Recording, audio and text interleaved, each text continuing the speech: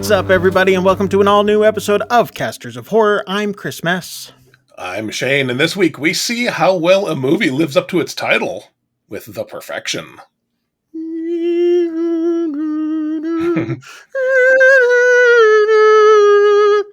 Yes, indeed. The Perfection. This film came out in 2018. It'd been on my radar for a while. I'd been told to watch this one several times. Really? You were told to watch it several times? I was. Well, I just watched it the one time, so. Oh, ha, ha, ha, ha, ha, ha, screw you. This was written and directed by Richard Shepard. This came out in 2018. It stars Mary Maskell. Allison Williams has Steven Weber. And that's probably all the people that you're going to figure out who probably are. Logan Browning, who plays Lizzie. Elena Huffman, isn't it? Elena Huffman? Oh, yeah. Yes. Paloma. Mm-hmm. Anyway, Allison Williams, of course, from Mithrigan. Mithrigan, yep. And I don't know if it's going to be in Mithrigan 2.0. We will find out. I assume so. Too many numbers. Yeah. But yeah, this is a film about a young cello player. I wasn't just doing for the fun of it. This is a film about two young cello players. They are supposed to be the best in the world. One of them is coming back kind of into the world that she grew up in, of where she had like this private training and everything. And this new girl has kind of taken her spot. This film is basically, how far will you go for revenge? So I told Shane before we started this one's going to be so hard for me to describe like the plot of. Yeah. And I'm sitting here, and actually the trailer is playing on IMDb right now. And I'm going, they're showing some stuff that's like, if you want to get a little bit more of a feel for it, go ahead and watch the trailer. It's on YouTube. You guys can check it out. But I don't want to give too much away to this film. And because if I start talking too much, it's going to give away a lot. But I thought it was directed pretty well. Written kind of interesting way. It kind of does these where it kind of plays through and then jumps back in time. Uh-huh. And you kind of see how things play out. When you say jump back in time, there are two specific moments where the film actually rewinds. So that it can then show you how certain things actually played out. Yes. So anyway, Allison Williams plays one of the young women in it. Logan Browning plays the other one. They start off, once again, we're in our Pride month. Happy Pride. Yes. Bring up the graphics and all that.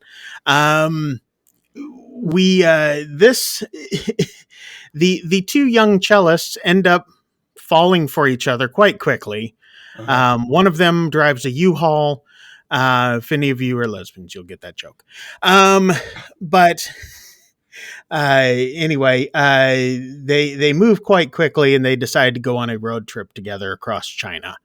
And then the revenge begins. I'm not giving anything away. It's in the trailer. Just go check out the trailer. This is on Netflix. So if you guys want to check it out, you have Netflix, go ahead and check that out on there. But yeah, they do strike up a relationship, a quite strong and passionate relationship quite quickly, right after meeting. Yes. So that's how we get our LGBTQIA inclusivity for this episode. We are continuing on with our month of Pride, this being the third one. We've got one more still to go. But Shane, you were making some interesting points before we started, And you said that this brought up some familiarities to you. I'm interested to see what your take is on this, and then I'll give mine because I'm. This is such a hard one to talk about this week. It It's is. so hard. It is somewhat difficult, largely because of some of the things that play out, right? And then, like we said, the rewind, which lets you see, what you may have missed. Yeah. No, I will say this movie is the production quality on this movie is really great. It looks Mhm. beautiful. The music is absolutely beautiful. So if you love this Yes. sort of this sort of music, you're going to dig this film. There are several points where you get very long, drawn out renditions of a musical Yes. number.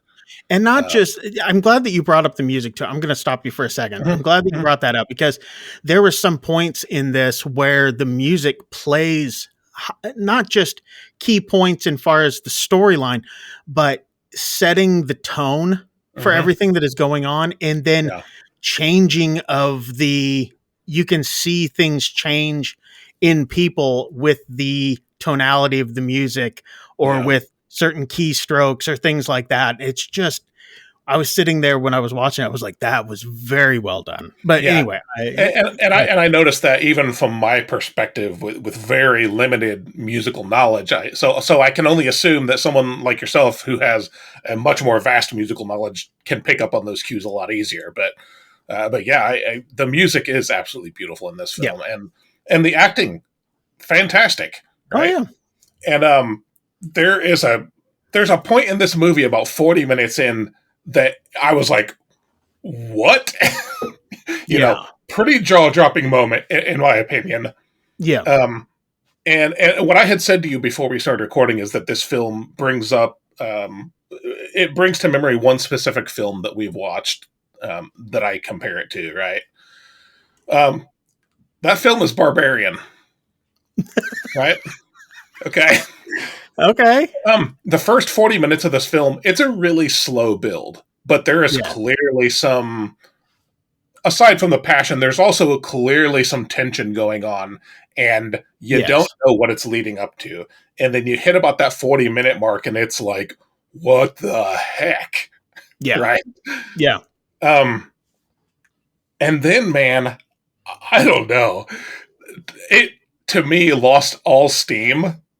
And then, like, the reasoning behind what was going on was not, in my opinion, not nearly as awesome as the sort of like gut punch they delivered Correct. in I that at agree. that 40-minute mark. I do agree.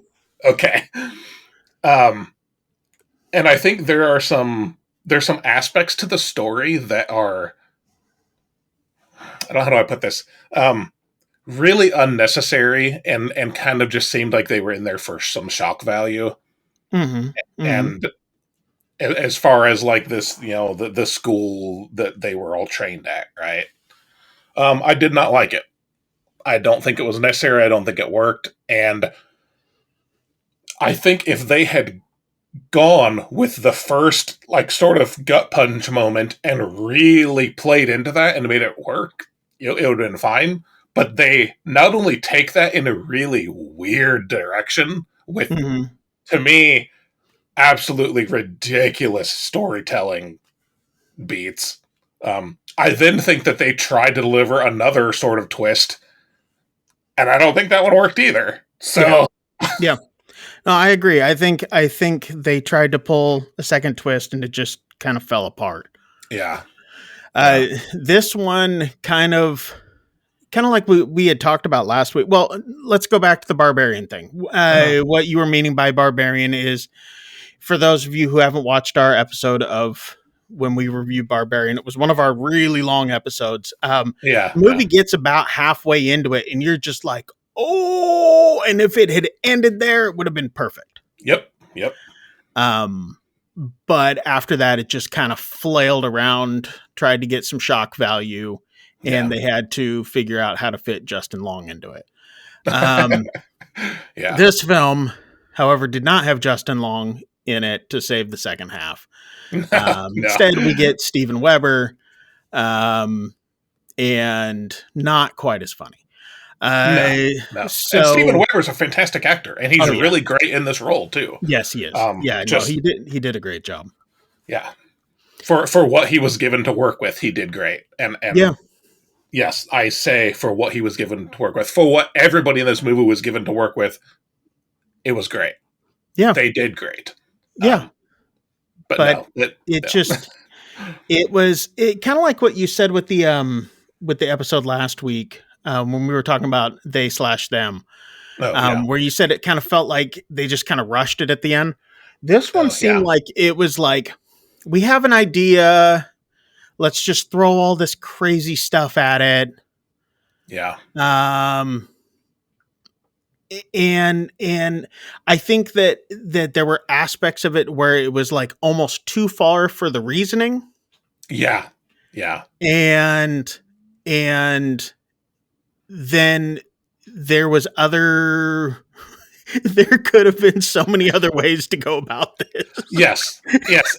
This is difficult because we do try to keep things fairly spoiler free Yeah, on here. It's just that like the reasoning behind the twist, I guess. You know, there's no getting around yeah, it. There's a sort of twist. All right, 40 minutes in, um, the reasoning behind it is one of the stupidest things I've ever seen put to film. Right, like that punch itself is great.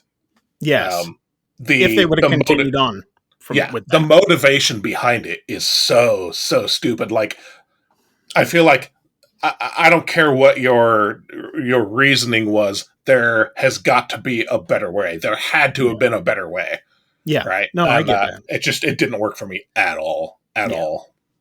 No. So yeah, I finished this one up and was like, well, I kind of felt the same way. It Yeah. was like, I honestly felt that the rewinds were kind of cheesy. The Yeah. way that they did the rewinds.